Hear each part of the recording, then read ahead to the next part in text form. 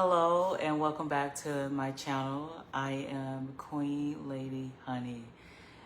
So, I'm going live on Facebook, but this live will be transferred over to my platform Here to Grow with Hunny. So, I just want to welcome that audience. And, I am the host of that podcast, Here to Grow with Hunny. And together we can stay up, stay blessed, stay encouraged. I want to make an announcement to my Here to Grow with Hunny platform listeners. Queen Lady Hunny witnessed a loss in the family. I lost my mother a day before my birthday, which is March 19th. So my mother died on March the 18th. And in that time, I have learned a lot about myself. I've learned a lot about community. I've learned a lot about, how people respond to grief. And I know that everyone responds to grief in different ways. So this episode is Here I Am Part 2. I did a Here I Am in the first series when it was like my initial launch into the podcast platforms to announce to God, here I am. Because God would call for his sons and daughter in the Bible and they would say, here I am. And so here I am to answer the call. Here I am to be a good steward because, on my earthly job, I can take off from work and have time to be with loved ones, time to be with myself, to be with my family. But in the kingdom, I could take time off. Like some people take sabbaticals and things of that nature. But I think about the truth that God has never taken time away from me. And because God has never taken time off, I wanted to come on here and still loan my voice because God has been so good to me, better than good to me. So even in my mourning, even if I'm needy, if there is someone that doesn't know Christ Jesus, if there is someone who needs to know that God loves them, I am the person. Because I don't know anyone else who has the love, the joy, the readiness, the preparedness in their spirit to share with someone. And I don't want to miss a moment or any opportunity to share the good news. Because God doesn't have to send me somewhere for me to be launched into a different community or a different country for me to prove that I'm ready to serve him. Right here and now. Like David with the sheep. I'm ready right now to share the good news because God is a God that with him announcing you, with him not announcing you, you should be ready to tell people about the love of God. And so in this Here I Am, I'm just going to introduce you to how I sit with the Father. Like this morning was a heavy morning for me. There was deep sadness. There was a deep longing for God because I've entered a phase in my life where I'm exploring a room of grief. I'm giving myself to be permission to be vulnerable around people that I've probably hardly ever see them be vulnerable with me. And so all of these people I've seen, I've been around them, but we haven't been able to make a connection because sometimes when you're in your life cycle of authenticity, most people never arrive there. A lot of people don't even know what it means to have self-acceptance. They only know self-sabotage. So I'm living a different lifestyle, a life knowing of what self-awareness is, self-care is, self-love, and I'm deepening that self-love. But as I'm experiencing this grief, I'm entered into this room, this room, and I'm having to paint this room with my emotions. Now, I'm a woman that has this luxury of living in a house of peace, in a house of love, in a house of joy and kindness and gentleness, in a house of intellect. And so I'm not as familiar with sadness. I'm not as familiar with being angry. I have experienced those emotions, but it was connected to from poor decisions of, from myself or others. But now I'm in a place where I can feel a range of emotions. And so in that influx of emotions, I have to figure out, how am I going to respond to this? Because it's me having my truth be revealed inside of my body. So I'm learning how to be sensitive to new emotions, to these new expressions that are coming forth. Like my heart is saying, honey, I'm sad. And I'm like, I'm sorry to hear that you're sad.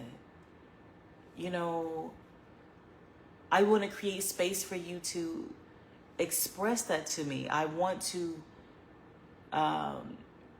feel sadness out. I want to explore it. Because it's good for me that I'm mourning. Because the Bible says, blessed are those that mourn, for they shall be comforted. So my mother's passing doesn't mean that I'm absent of God's presence. So I may have to seek God a different way. And the way that I'm seeking God is I'm being vulnerable around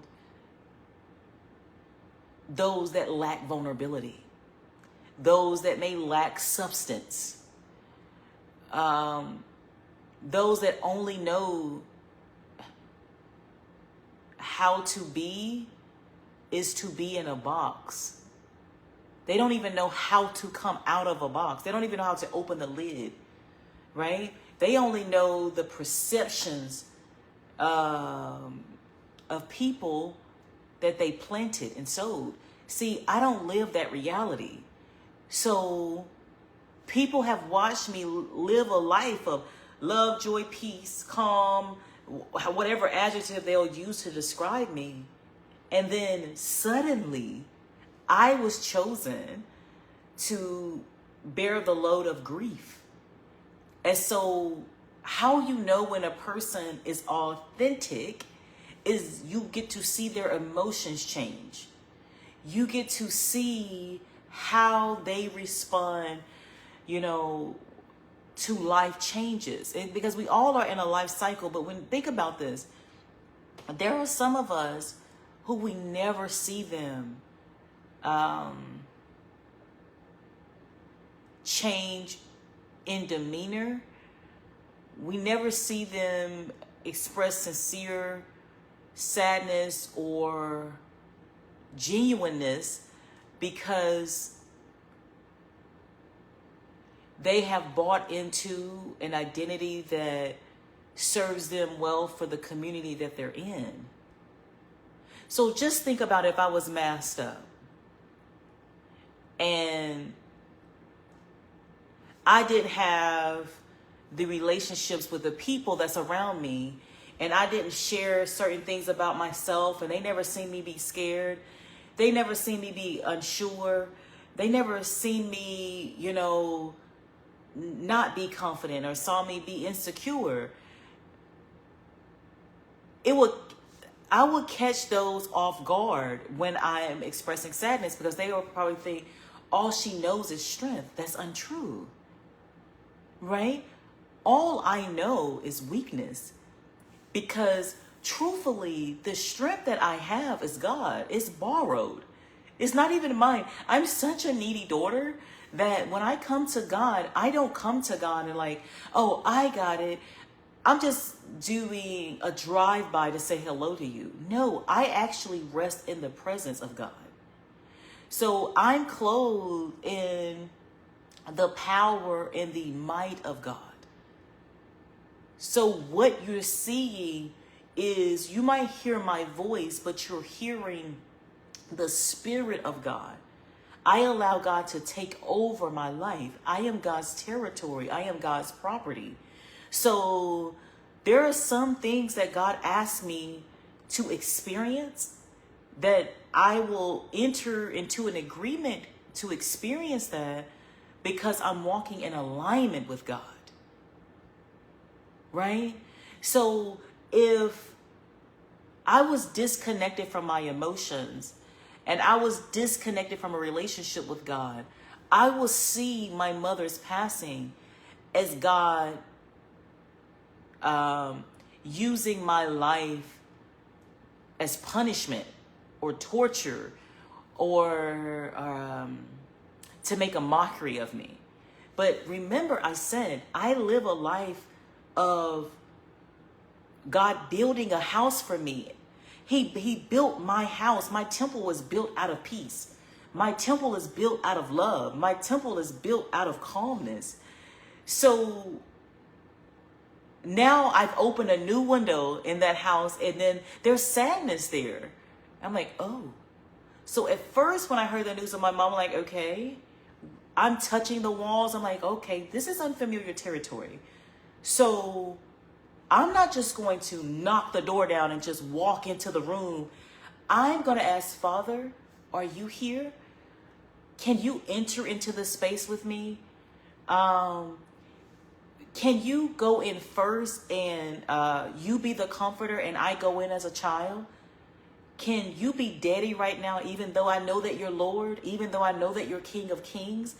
Could you be my dad and I be your daughter and I just be yours in this moment?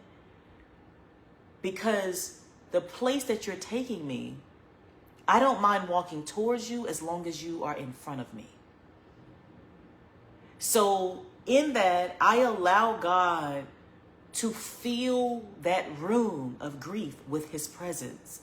See, I don't want to enter a room, a space, a relationship without God's presence entering first.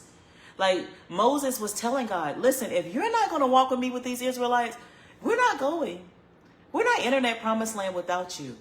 Because even though I know that God is going to make something good of this grief, I'm not in that. I haven't arrived to that point yet. So for this to be useful, I need God to show me his strategy, his plan for me to walk this out. Because it was his plan that chose my mama to birth me. And on yesterday, I sat with God and I sat with my children and I had them come in into my room to have a moment of silence with me. Now, my children only know the house that God has built for me. So when I shared the news with them about my mother's passing, I'm not going to tell you the reaction that they had because it was insensitive. Right then and there, I knew that when blessings flow from the head down, my kids have been protected from the armor of God, right? So when they're in my presence, a lot of the spiritual warfare that I go through on a daily basis, I learn those lessons and I keep the armor of God, and it's become a protective shield. So my kids are emotionally regulated by their mother's intentionality. So they're not used to someone rattling my mindset, rattling my heart. So when they saw that, they're thinking like, oh, okay. Oh, okay, now life goes on. Life is good for us. And I had to slow their minds down and let them know that life is good, but I have been impacted. The peaceful one, the restful one, is having a new experience, and I want to make sure that my experience doesn't become stronghold. Because in that room that God has opened, created a new space for me, God created a space for me to labor with him in that room of grief, in that room of sorrow. And it would be misfortunate if I went in there and I screamed and I yelled things out at God that I did not mean. And I didn't get to a quiet place to see why. Why now? Because God knew I could handle it. You know, have you ever thought about God could trust you with something? Because my mom was growing ill for some time. She was diagnosed with lupus, and I watched this beautiful woman. Like, okay. I don't even think that my beauty compares to my mother. My mother was beautiful before social media baddies existed. Like, this woman had this aura about her that when my mom entered the room, she swallowed up the consciousness of everyone around her, man or woman. And so the insecure found security in her, confidence and self-esteem, but they never gave my mom credit for that. And so my mom had so many women flocking to her, but they never came to her and said that you are my nurturer. And see, the thing about it is, women withhold compliments. And when I first started writing my book, Becoming Hunny, I thought I could never measure up to my mother because she moved with this grace, but it was such a disgrace that no one made an announcement that she had this presence about her. And so my mom was a living Barbie doll. So, like, my eyes are a little bit lighter than hers. I'm hazel. Hers had she would have these brown eyes, but when she would walk in the sun, you would see like this brown eye, like that's the perfect color of a leather that just twinkles in the sun. And my mom walked with my father, and when they walked together, every time I used to play with Barbie dolls, I was like, oh my goodness, my mom was like a Barbie or Ken. And I kid you not, before there were relationship goals, my mother and father, they were that, because there was no man or woman that didn't want to come around our home. There was no child. There was safety in our home. And it was because God was using my mother and father to be a staple in the community, and they were never recognized as such. So my mother gave me family. So the fact that when I'm coming into the room of grief and I was going in there and there were so many upside down emotions that I had when she was living, but in this room of grief, God was able to show me that I was birthed from a queen that was hidden from her own family.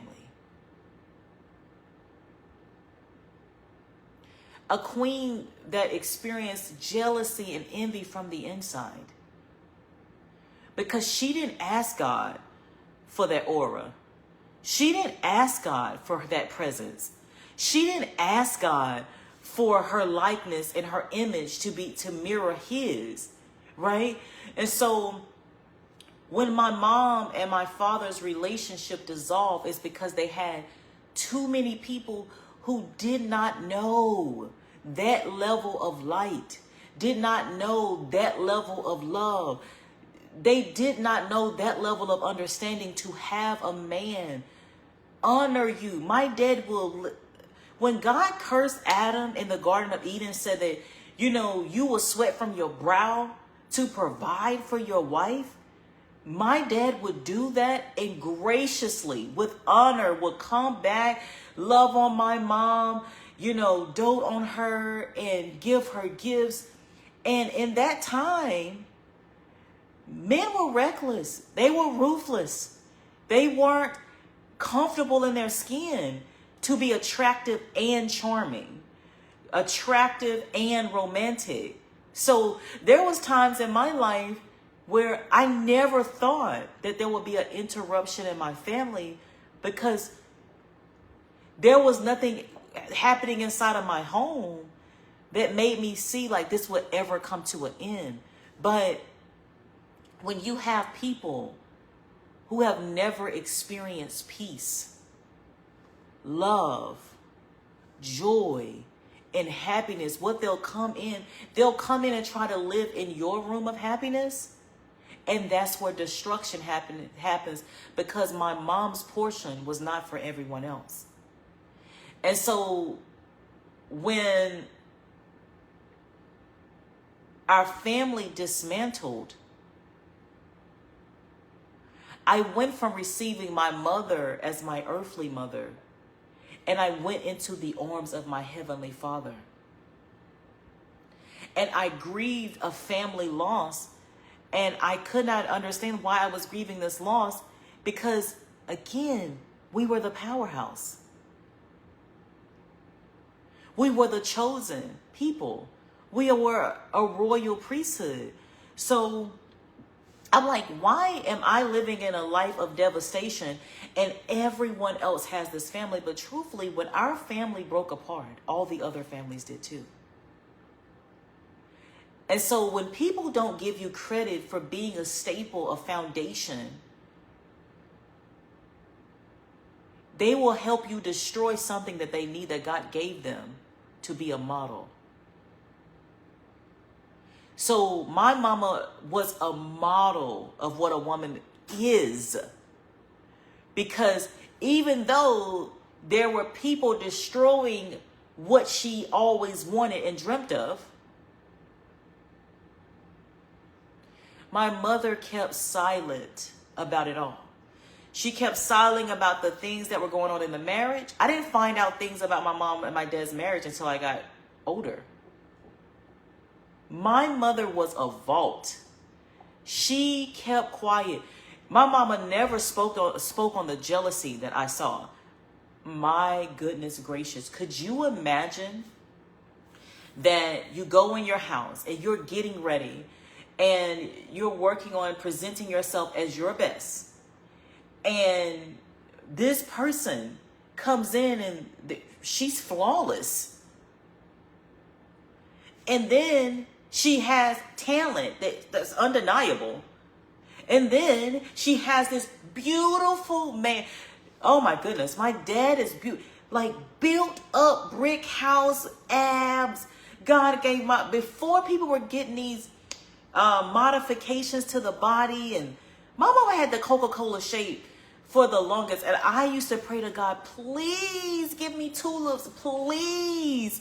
If you read my book, Becoming Hunny, I just wanted my seatbelt to rest between my breasts because I used to watch my mama in that rearview mirror, and I'm like, oh, I can't wait till I have tulips to match her. I couldn't wait till I could have the nail polish because I thought that just one more thing, if I just make this alteration, I'll be just like her. Now, as a child, I didn't know that I was already created in her image. So in this room, I'm having God exposed to me that I am her woman. I am a woman authentically me. So I rushed from my family's arm, my mom and dad arm, because I was like, why have they forsaken me? They know I need a mom and dad. It wasn't that my mom or dad forsake me. It was those from the inside who they were beguiled, they were tricked into thinking that my mom and dad's portion was theirs. See, you can get so close to someone's blessing that you can take ownership of their blessing. And because you won't cleave to your life and the life that God has for you, what you will do, you will be the thing that kills, steals, and destroys the legacy of a family.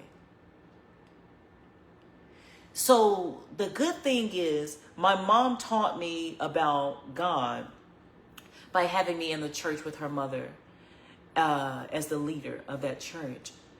And instead of running, I still ran to my father's arms.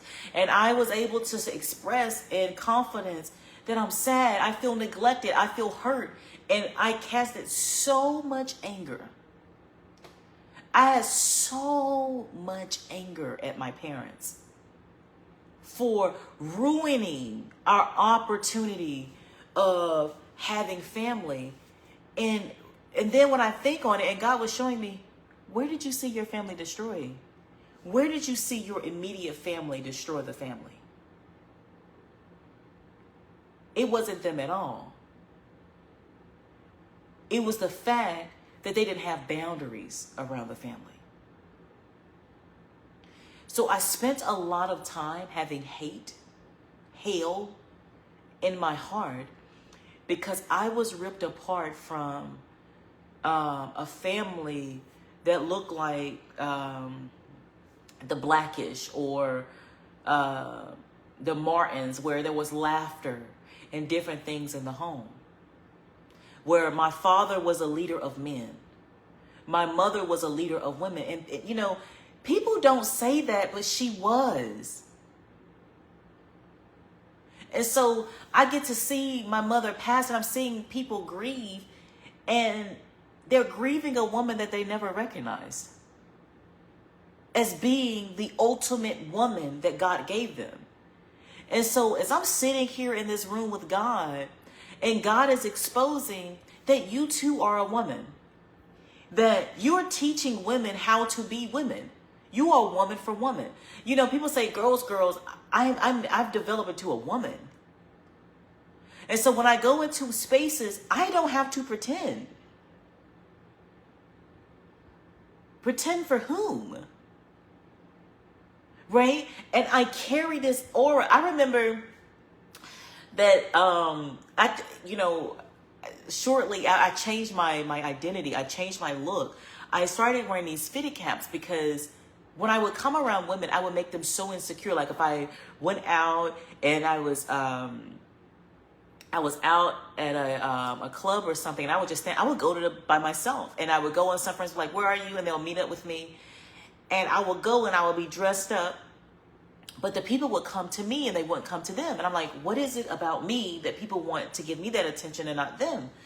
And I started seeing the dynamic change in my relationships with women. And I'm like, they're treating me different as if I can control the way I look, or can control my personality type, or control my attractiveness. And then I was like, beauty has a price. And so the price that my mama paid is that her beauty almost like it became like this devastation. It was devastating that instead of women becoming a woman and going through their extra beautification process, they wanted to sit around my mom's husband.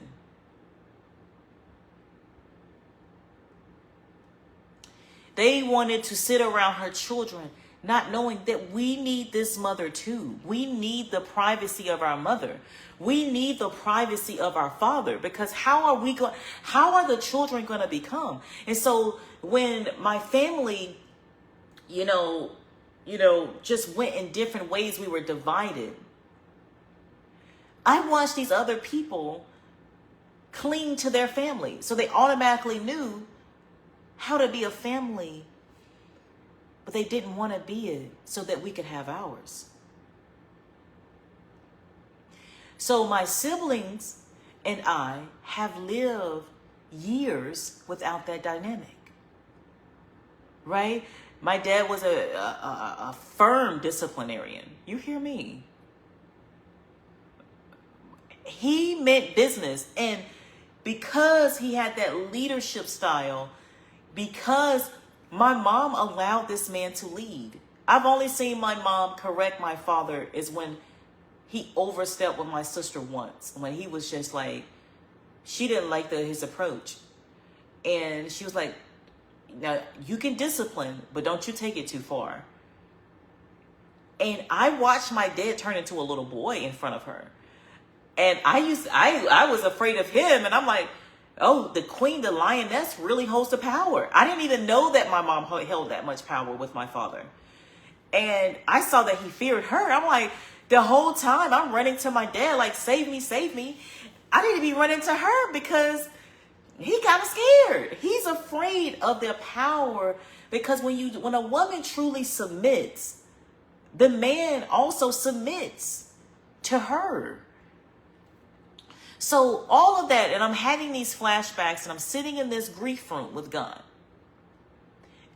And the beautiful thing about grief is that God had given me all the things that I desired. And so the whole time I'm carrying this heart of sorrow, I had already became. So you know how when Jesus was 12 years old and his mother and them are chasing behind him, like, Jesus, get back here. I'm responsible for caring for you. He was like, don't you know I'm about my father's business? God would say, you are this peculiar type of child that all you needed is time with me. I pulled you away from your mom and dad because perhaps I was going to enter into idolatry. I had my grandmother on the pedestal. I had my mother and father. Remember, I wanted to be like my mother, but if I only wanted to be like my mother, I could have never became Hunny. Because I told you when I did my event that I wanted to become her. I could not step into her existence. It was just too big of a shoes to fill, because I went from like, oh, then as I got older, I'm like, I don't know if I can do it. I don't know if I can be it. Right? So, and my mother was a woman that allowed me to make choices, even when I was going off in a different path that she did not go on. My mother just listened and watched. My mother still loved me. Right? That's the thing about my mother. She was an active listener. So no matter the hate, see, being around my mom, I'm so grateful that I grew up around a beautiful woman, because I was able to discern jealousy. I was able to discern envy. I was able to discern hate, because I'm of a genuine heart too. So when I'm around women, I was like, oh, you are a jealous woman. Right? Because a lot of women aren't birthed or raised by a woman with self-esteem or confidence. These women that they probably were raised by were bitter and broken and hateful. Right? No one probably called them beautiful and meant it. So those little girls, those princesses, they grow up into these dreadful queens who become these dragons. And they breathe this dragon breath, and they just destroy everything around them. And so here I am. It took the death of my mother to show me that we were just two different style of queens. And so in the grieving of my mother, I'm like, you can be a pivotal person, an influencer in your family. And because you are not the one that the family wants you to be, they will still opt to, push back because they want it to be someone else. There is no other option. There is no other choice. So as I'm going through the grieving process, I received a outstanding pour of care. And I'm like, wow, I am just moved by this kindness. And I'm just so grateful. Because people can only respond to my low place. They don't even know an elevated place. I've done some phenomenal things in my life. The same people that I was birthed with, that I went to school with, the people that I laughed with, the people that was in my home, these are the same people that don't acknowledge me like they did not acknowledge my mother for my gifts, for my talents. Because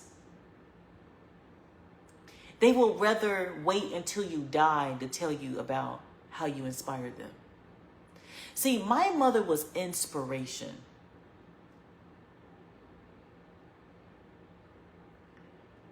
Right? And so I'm here, and there is a book, a 2 Samuel. David was talking to God, and he said, in verse 18, he said, it's chapter 7, verse 18. It says, "Who am I, sovereign Lord? And what is my family that you have brought me this far? And as if this were not enough in your sight, sovereign Lord, you have always spoken about the future of the house of your servant. And this decree, sovereign Lord, is for a mere human. What more can Hunny say to you? For you know your servant, sovereign Lord." And so when I was reading that this morning, I was just like, what more can I give a God that's given me everything? I am the one that received the mother of mothers. And so I don't even know if my grandmother acknowledged my mother as the one, as the Esther of her family. And see, a lot of people think that to be a chosen one, that you have to be a minister. No, you can minister to people by how you hold beauty. Right? Some people, all they know is, let me put my assets up. Let me do these things. No, my mother was never a scandalous woman. She left things for the imagination. Even though my daddy adorned her, my mom still had conversations with every woman in the room. She still danced. My mom was a phenomenal dancer.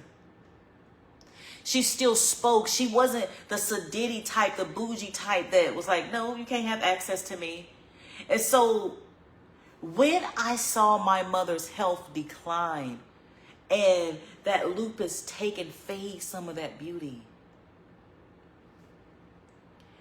that's when a lot of people come out to relationship with her, because she made them less insecure about who they were.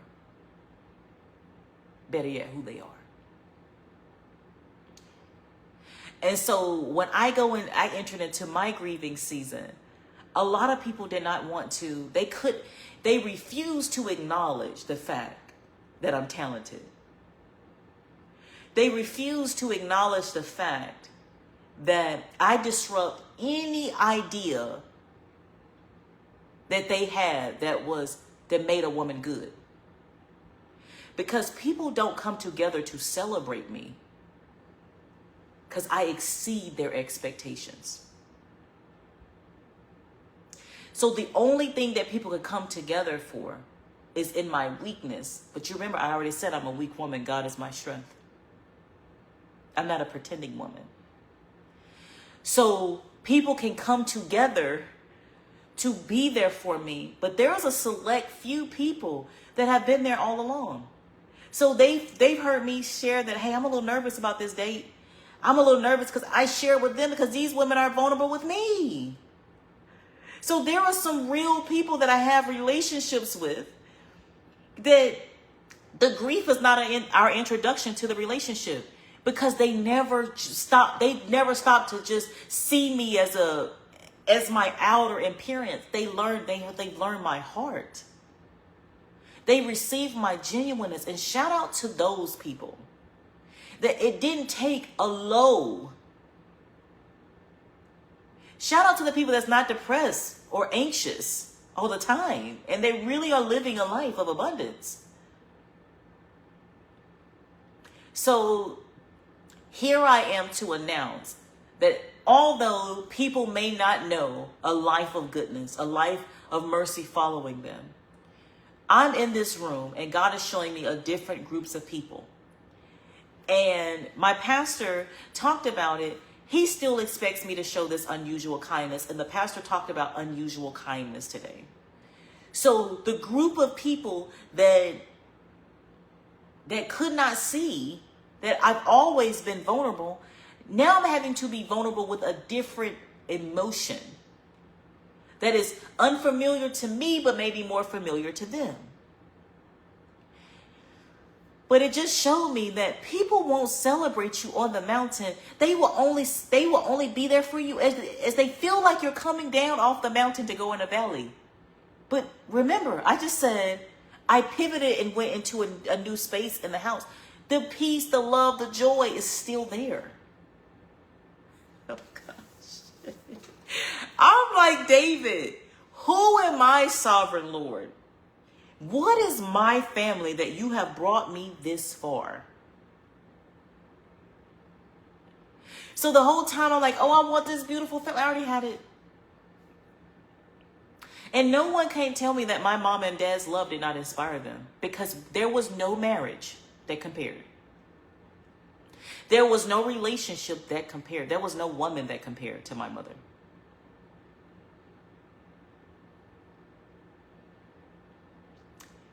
And I am that woman. Right? There, like with my grandmother's family, there was no one that compared to her. That's why she was mistreated. That's why she was hated by her siblings and her mother. So despite the hate, despite the hail, I'm still here to prevail and allow God to rule and reign in my life.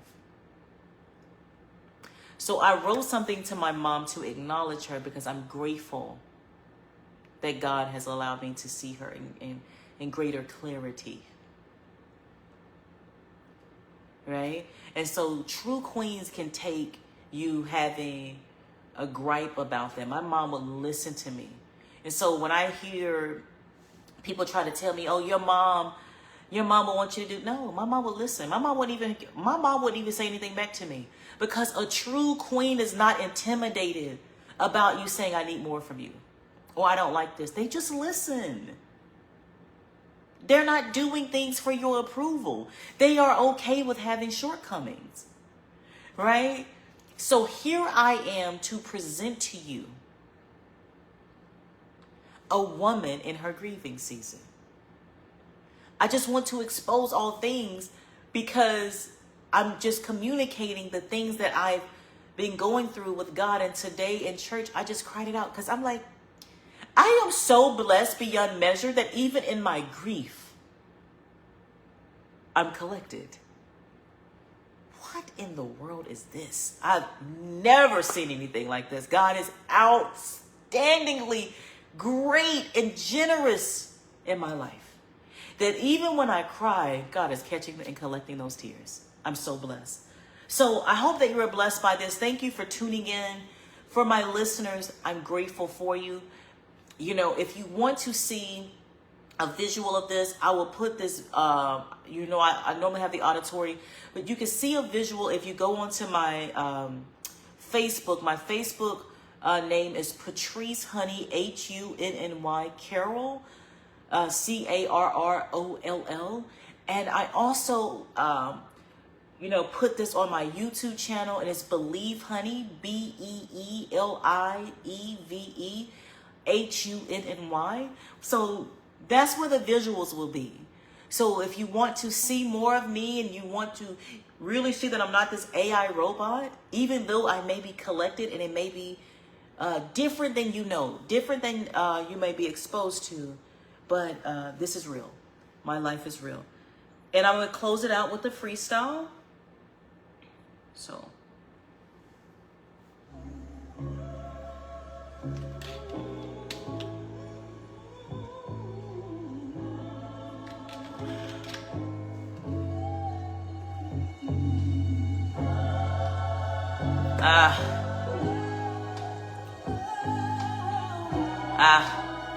The real ones aren't trending. Too many people are pretending. But I entered a new season of revelation. I give God a chance to remake my man. And as he's remodeling me, I give people God's eyes to see. I'm living prophecy.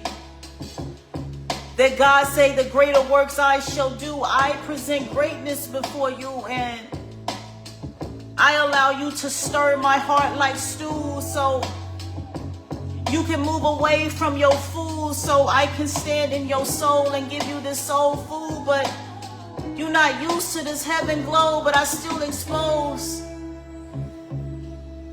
you to what it means to live a good life. I'm a woman that rested in the hands of queens. I was able to see their misfortunes behind the scenes, and I became the woman that their hearts couldn't bring. I spring forth a new woman.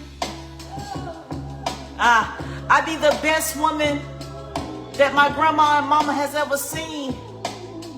Because I didn't spend my life pretending. I spent my life becoming, and it's unbecoming when I'm around women and they are underdressed and underclothed in those things that promote, better yet, provoke them to slander my name. But instead of living in that fame, I continue to profess God's name, because we all can't stand in hell when God has the heaven for us. And so I'd rather stand with those that are profound. I'm the prolific type. I'm the realistic type that some are going to live in the night hours and never would know what that heaven glow feels like. But I'm fully clothed in God's armor.